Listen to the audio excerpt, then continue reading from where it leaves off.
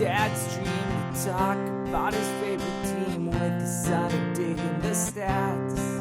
Come and join us, nerding on the Dbacks. Hello, welcome to Nerding on the Dbacks. That's right, the one And only father-son baseball show in America. That's right, they don't have this. In Norway. Didn't we do Norway once? Iraq. I know we did that. Oh, no, we didn't. I did Iran. You're right, they don't have this in Iraq. Yes. I don't even know if they know what baseball is in Iraq. I don't know. If there's someone from Iraq out there, I've known a few people in my life from Cricket? Iraq. If you know, I don't know. Let me know if baseball's a thing that is even known about in Iraq. I'm kind of curious. Not going to lie. So glad you're joining us. Today, we have a treat because we are playing. Did you really just say that? That's right. The number one game show in all of talk sports. Sports talk. That's what I'm looking for. Not talk sports. Sports talk. And so we're, if you don't know what Did You Really Just Say That is, it's a game that we play where we each make 3 predictions. They Must be quantifiable. That's right. And we will track hits, such as batting average, doubles, and home runs. That's right. And we'll decide. We'll decide on the hit type for each prediction that we make. When we make it, sometimes we'll discuss it off the air. We realize we made a grievous error in our attribution of the odds of that prediction coming true. So, how's that for a lexicon of large, ambiguous words? I don't even know what ambiguous means. So. The irony of that statement is awesome. The reason, actually, I just want you to go. No, because there's probably some of your friends listen to this and they probably don't know what ambiguous means. I kind of want you guys to just look that up and realize how funny it is that he just said, I don't even know what ambiguous means. But it's because ambiguous means you're not really sure what it is. Well, that's ironic. That was well played. I'm ambiguous about the word ambiguous. That's right. Nailed it. Perfect usage. If you were trying to spell ambiguous in a spelling bee, that would be an excellent sentence for it to be put in. All right. So now that you know what Did You Really Just Say That is, we have to start Did You Really Just Say That with a little bit of a recap, right? Where we go and we discuss the predictions that we made that came to pass. Yeah, that we really just said. Yep, that we really said them. Not that just, we said really them. had said. Yeah. Sometimes they were just last week. Sometimes they were weeks or months ago. So, yeah, it's even possible that at some point we might even make predictions that might not come true for years. Or I'll be like not come 40. True. Dbacks win. Oh, man. Hey, I hope that would be such an amazing accomplishment if you are 40 and we are still making this podcast. That would be... That's up to them, really. Yes, so that's a good segue to like, comment, subscribe, rate, review. Also, channel your inner kindergartner. And share. Yes, please. Sharing is caring, especially with your friends that care about the Dbacks. I bet they're going to love this. So, what we do is we recap the predictions we made, pull them off the board. And so I'm going to start here this week. And I had one prediction come off the board, and it was on the morning of June 21st, the Dbacks will be in second place in the NL West and the wild card. And we had a womp, womp, womp, womp. Oh, yeah, I said that. Really? Oh, yeah. Yeah, but Here's the thing. They actually were tied for second place in the NL West, but they were not in a wild card spot. They were still behind the Cardinals and the Padres at that point.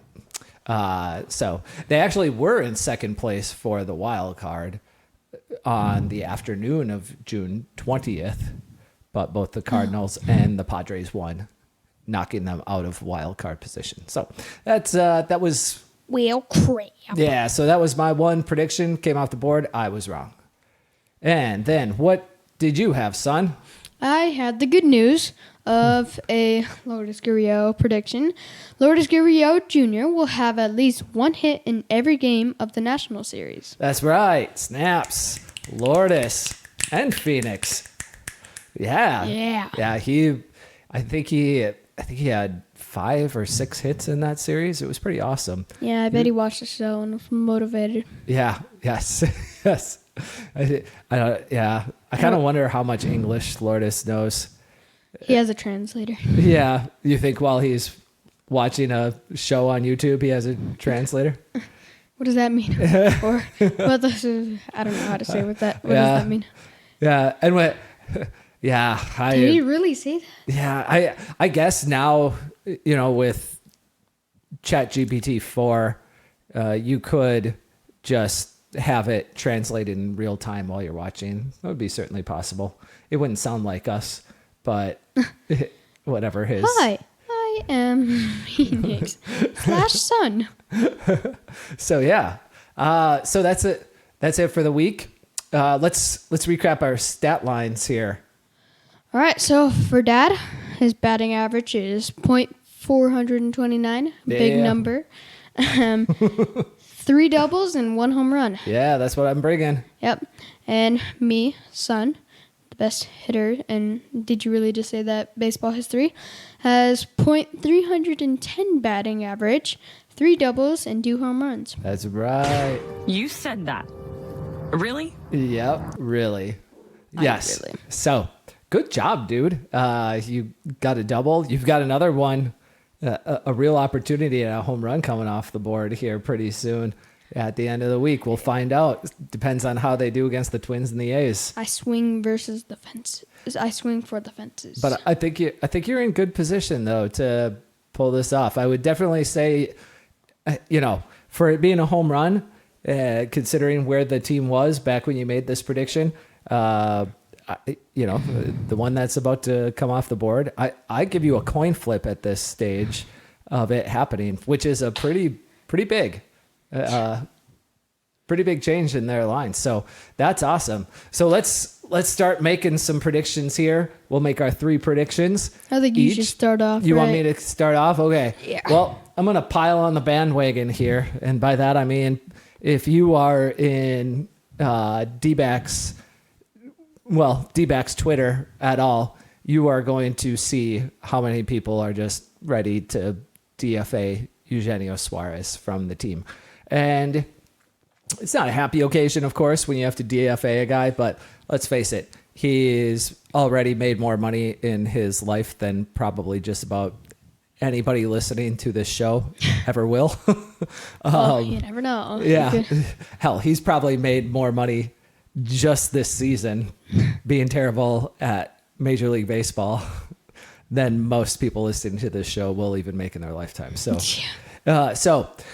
what I'm going to say is my prediction is Eugenio Suarez is the next non-catcher position player that will be removed from the 26-man roster. And what I mean by that is pitchers don't count and catchers don't count because catchers are not fungible on the roster in any way whatsoever. A catcher is a catcher and that's it. Yeah. Where, an outfielder can play 3 different positions, an infielder and probably first plus DH. An infielder can play 3-4 positions plus DH, but you're just not going to get that from catcher typically. Catchers rarely DH. And so I just want to make that clear. And I think, and this means basically that if everyone is healthy, we'll say a week from now, when Alec Thomas is likely to return to the team. Yeah. Here, right around either during the A's series or after the A's series this weekend. Finally. And when he does return, if there are no other non-catcher position players that get injured between now and then. Alec Thomas is playing catcher. Yeah, right. I think that Eugenio Suarez might get the DFA at that point. And I say that because Suarez is kind of getting last opportunity treatment to prove his value on this roster. And what I mean is he's basically started every single game at DH, at third base, one or the other for like the past 10 games. And He has the most strikeouts on the team right now. Oh, I'm sure. He has 86 strikeouts. Wow, that's a lot. This season. Yeah, that's more than a strikeout a game. That's impressive. It's not good for someone who is not only a good hit, impressive. Yeah, not for someone who's only hit like, I don't know if I'm right about this, 9 home runs on the season. I think you gotta have a little better ratio of home runs to strikeouts than that. So yeah, 1 home run every 10-ish 1 home run every 10 strikeouts is not really a good rate. So I think he's going to get removed, especially if nobody gets hurt when Alec Thomas returns. He seems like the most obvious candidate to go at that point. And he's been a repeat ice hitter on Phoenix's Who's Hot, Who's Not weekly recap. And his numbers keep getting worse every week on there. It's like he started off as like being like a 580 guy, and then it's like 540 and then 520, and he was down to like, and then like a 480, and now I think he was down to what, 460 this past week or something like that. I mean, just it's getting ugly and ugly and ugly.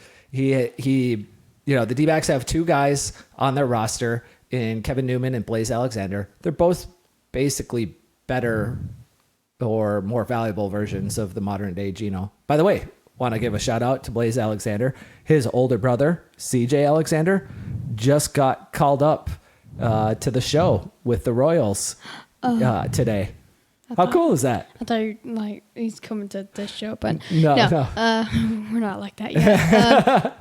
That's cool. Yeah. He's for the Royals, huh? Yeah, he's playing for the Royals. Wouldn't it have been awesome if the team was playing the Royals, like the next series instead of the Twins was the Royals? That would have been awesome. It would have been awesome. Now the Blaze the Alexander house is just gonna be that one song is like, and now I am a royal or something like that. Yeah. So that's funny. So anyway, Suarez, he did have a 6-game hot stretch recently, right after Lovello said he was going to start playing Blaze at third more, and he sort of has played Blaze at third more. But when he's played Blaze, he's been putting Geno in at third base, and by hot stretch I mean he basically hit his career numbers for a 6-game stretch. Admittedly, I was like, well, sometimes when a manager makes a statement like that, like your playing time is going to get decreased unless you start doing something. And he started doing something, and I'm like, ooh, this could be the start of Geno getting back to what we traded for. And it didn't. It didn't. Nope. It was. He's just gone absolutely ice cold. And it's just not happening. Yeah, he's an ice baby. I know he's. We talked about it. How he's always been. His first half is always worse than his second half. Pretty much every season of his career, except for one. His first half has been worse than the second half, and by kind of a large margin. Except for he's been so bad this year that he would have to have the biggest difference in first to second half performance of his entire career just to be a reasonable average third baseman. Yeah, he's got to like hit like the 36 home runs. Yeah, I mean not that, but he would have to go off to the tune of like an 800 OPS for the rest of the season in the second half, and I just don't see that in the cards for him. So, yeah, I just, it looked like a good trade when it went down. It's not like the D-backs, the Mariners, one of the guys that the Mariners traded, one of the guys that the Zebby Zavala, who the D-backs traded to the Mariners. One of the two players they traded to the Mariners to get Suarez has already been DFA'd by the Mariners. So this trade could end up being just an absolute nothing burger for both teams. Yeah, so that's it. I don't know. I don't know what we want to give that for a value, single, double, home run. I would say a double at most, but that's kind of where I'm leaning. I actually think here's the thing. It's either going to be Blaze Alexander gets sent back to the minors, which I don't think is a very good idea, or it's Eugenio Suarez gets DFA'd, or it's Jake McCarthy gets sent back to the minors. That seems like a completely unreasonable choice at this point. So I think it's either Blaze gets sent back down or Gino gets DFA'd. I do think it's more likely. I don't know. I think that's about right. One of those two things. So All right. yeah. Yeah. Go ahead. All right. So for my prediction, I said the Diamondbacks will shut out the Twins in one of their games this series, and we're going to that game. It's going to the game on the 25th. Yeah. Tonight, if you're Tomorrow. listening to this, the day the pod comes out, because it'll be released tomorrow. Yeah, so we'll be going tonight. If you listen the day this drops. Yeah, we'll be there. Yeah, we'll probably already be there before this. Well, you No. probably drop it, and then we'd probably be going. Or you just drop it in the morning. Yeah, I'm dropping it. I'll schedule this out. Yeah. Yeah. Something like that. Yeah, so very cool. I think that's possible. The Twins have a hot and cold offense. It's kind of weird saying this, but I think Fott is probably their best shot at making that happen. I mean, we've said this a lot. We sound like a broken record, but when they get ahead, they just destroy. Yeah, But it's like the D-backs chance, the D-backs offense and is very similar to the Twins offense. It's kind of weird. The Twins hit left-handed pitching pretty well. Not quite as good as the D-backs do, but they're certainly right on the fringe of a top 5 offense versus left-handed pitching. Kind of like the D-backs are, a top 3 offense, somewhere around there, right around 3. Whereas their offense versus right-handed pitching is below average. Kind of, I would say kind of like the D-backs, but the D-backs actually moved themselves up to, after this series against the Phillies, they moved themselves up to a league average offense versus right-handed pitching for the season. Good on them. yeah. That's awesome. So yeah, that's why I say, I don't think Montgomery's going to pull it off. I think it's most likely going to be the Fott start. Ryan just doesn't, as we discussed, Ryan never has a shutout. That's kind of his jam. He's a 5 and or like a 6 inning 5 or 6 innings of 3-run ball pretty much every game. So, all right. My second prediction is D-backs will trade for a left-handed hitting or switch hitting third baseman before the deadline. Now, they don't have to be a third baseman right now, but you could trade for pretty much any infielder, a shortstop, second baseman, third baseman. Most second basemen could play third base. Not all of them, but most can. And so I think that's pretty likely to happen. And This doesn't happen unless your first prediction happens. That's not true. Suarez doesn't have to be the next guy cut from the team or the next guy removed from the active roster for them to trade for somebody, because the deadline's still like 40 days away as of this recording. Not even, I guess, 35 days away. And so In a half. yeah, so 7 weeks they've got. And so it could be, they could make room. And I say this because Blaze and Newman would be the guys to replace Suarez right now on the active roster at third base for games going forward. But the problem is that they're both right-handed hitters and they're both pretty heavy splits hitters. meaning that they both kind of relatively they smash left-handed pitching compared to how they perform versus right-handed pitching.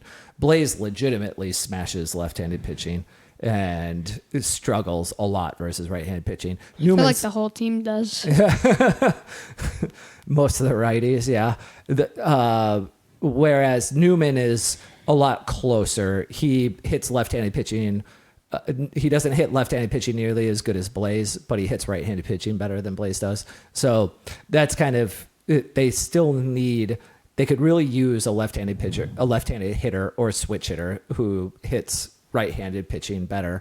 And there are a few low leverage options that should be attainable at the trade deadline. There's actually at least 3 guys, maybe as many as 5 guys that I can see the D-backs inquiring on that at least of the 3 guys that I'm thinking of, and I'm going to put all of this out on X over the days ahead. I'm going to break down these options a little bit, but none of the, so keep an eye out, follow our X account if you want to know who these guys are, but none of the 3 guys that I have in mind are really going to cost any valuable prospect capital. They're all in the last year of their contracts. They're all above average hitters versus right-handed pitching for their careers and this season as well.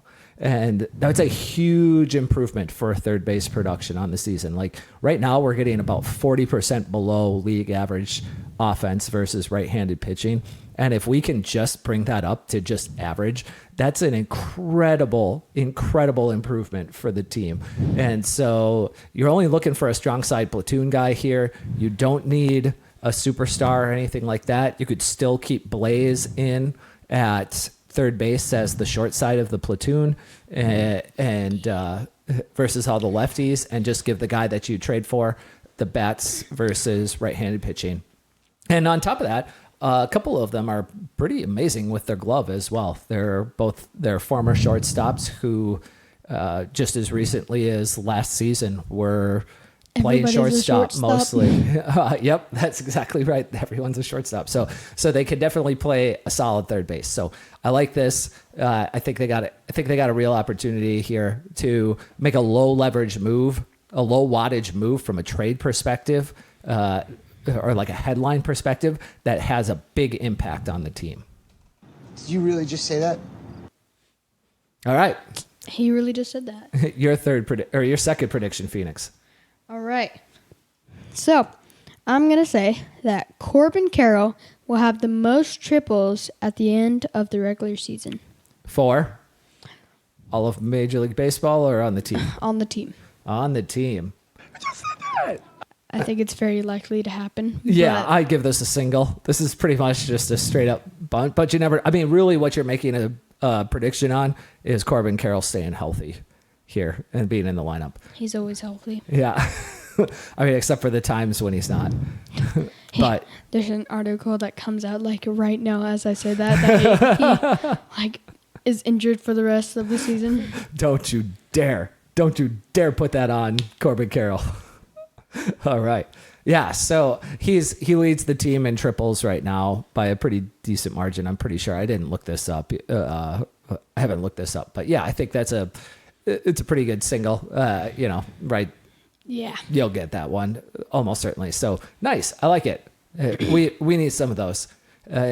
So my third and final prediction is the D-backs hit 5 or more home runs versus the Athletics in the final series of June. And so I say that because they're scheduled to face 2 left-handed hitters. All 3 of the pitchers that are scheduled to pitch for the Athletics, the starting pitchers, are all fly ball pitchers, especially Hogan Harris, and he's a lefty. Oh. Yeah. They have another guy, Luis Medina, who has an extremely low home run rate so far this season, and he's due for some regression. So he's a right-handed pitcher, but and on a side note, just because of like how the team matches up here, I actually think that there's a fair chance that the D-backs get their second sweep of the season versus the A's. It's going to be at home. A's got 2 lefties pitching, and an extreme fly ball right-handed pitcher as well. I just think it's a really good opportunity for them. They got a good pitching matchup. If they can get through their first game, which they have Slade Ciccone scheduled to pitch, they got Zach Gallen coming back, woo, for Saturday's tilt, and then they got Brandon Pfaadt pitching the series cap. So, woo. Yeah, I think they can pull that off. Yeah, I'm excited to see what happens, but I think there's going to be a lot of home runs and fireworks going on. Well, not really fireworks, huh? They don't set off fireworks when the roof's closed. Well, I mean,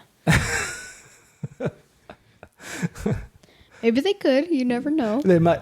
That would be a cool new kind of firework. They might just throw up a firecracker. Yeah, but yeah. Okay, all right. I could get into it. All right, and I would say they throw those things on the floor where they go pop, but that would go really bad. Somebody would be like, I'm not even gonna say that. I think this is probably a double here. Probably. Yeah, I think if I had predicted 4, I think that would probably be a single, but I think 5 is a double. If I was going 6, I would say that was a home run, but 5, I think, just a double. So, all right, cool. What do we got here? Your third and final prediction. I gotta make a compilation of every time I say this, but this wouldn't be a Nerding on the Dbacks podcast without me. Nope. Without mentioning Lourdes Gurriel. That's right. I just said that. So, for my final and last prediction, Lourdes Gurriel will have the most home runs on the team by the end of July. That's right. You just said that. Throughout the season, not like in July. So he'll have the most home runs on the season. Yes. Come the morning of August 1st, basically. Yep. Boom. Yeah. That just includes home runs by players in D-backs uniforms. Players when they were wearing a D-backs uniform. I only bring that up because what if they, hypothetically, I don't think this is likely, but they trade for a hitter who comes in, if they trade for a hitter on like July 29th, and he's got already like 26 home runs on the season. That would be ironic. Yeah, and he comes in with the lead for the season, but not for the Diamondbacks specifically. No, I think they gotta be wearing a D-backs. It's home runs in a D-backs uni. Yeah. Awesome. Very cool. I like that. We're definitely giving that one a home run. That's gonna be tough. Do you know where he stands right now? I think the last time he had 10 home runs now, and Christian Walker is leading with 17. Yep. I think. And I think Ketel Marte has 15. 14. I think. 14. Okay. So yeah. So and then Gurriel is third on the team with probably 10. I think that sounds about right. And so he's gonna have to go on a binge. But hey, we have seen Gurriel, if he gets on one of his patented in-season hot streaks, he absolutely can go off for 10, 8, 10, even 12 home runs over the next 7 weeks. He'll do it for my birthday. I think that's not an unreasonable request. That's my birthday present for him. What if there's an old episode of I don't remember the player, but there's an old episode, I swear it's of Seinfeld, where he asks some kid is on his deathbed, and he's got like cancer or something like that, and his request is that some dude on the Yankees hit 4 home runs in a game for his dying wish, and he comes up short. He hits 3 home runs and then comes up short on the 4th. I think I'm getting this wrong, but it's something along these lines. And he's, the kid's watching the game from the hospital room in his bed, and he comes up short on the home run, and like the kid dies on the spot. It's really, really, it's a little morbid humor from Seinfeld, unusual. It's a hard thing to laugh at. You're like, oh no. I know. Yeah. So that's funny. Yeah. So let's go. Hit 3 home runs, Lourdes, for my son's birthday coming up. Do it. Yeah. The real birthday, not the party, right? God, do they even play on your birthday? I haven't even looked to see if that's a thing. Let's see. We won't be here when my birthday No, happens. it's on a Thursday, so I don't know that they will play on your birthday or not. My birthday's now July 12th. That's funny. So, all right. Well, that's our show for the week. Thanks for tuning in, as always. And please, again, That was weird. rate, review, comment, and channel your inner kindergartner in. Share. That's right. There's a share button right here. There's a share. Click share. it. Click it. It's Whoa. actually below. Wait. That's not the right way. It's actually over there. It's over there. Hit that share button right there. That one. And just like spam. Just spam all of your friends. Yeah, even if they're like Dodgers fans, just spam them. Especially if they're Dodgers fans. they need this. All right. Thanks so much. Appreciate you checking in. Have yourself an awesome week, and we'll be back with you later this week with a season update. Goodbye. I'm going to go watch Seinfeld.